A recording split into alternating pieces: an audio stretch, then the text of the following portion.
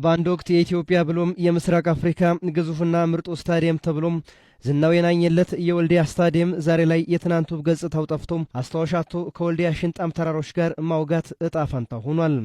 ይህ ስታዲየም ብዙዎች ተስፋ የጣሉበት ዶክተር አረጋና ሼክ መሐመድ አሊ አላህሙዲን የልጅነት ቃል ኪዳናቸውን ያተሙበት ላሳደጋቸው ወልዲያ በስጦታ ያበረከቱት ውብ ገጸ በረከትም ነበር።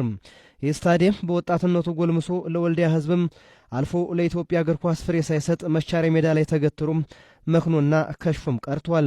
ወልዲያ ከስታዲየሙ ብዙ ጠበቀች። እሱ ግን የማትበላው ወፍ እንዳለ ከያኒው ወደር የሌለው ውበቱን አሳይቶ በቁጭት እንድታነባ ዛሬም ፈርዶባታል።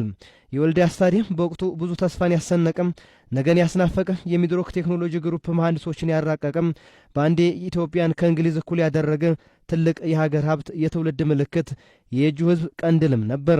ስታዲየሙ ዛሬ ላይ እኒያ ትናንት ያስዋቡትን እጆች አብዝቶም ይሻቸዋል።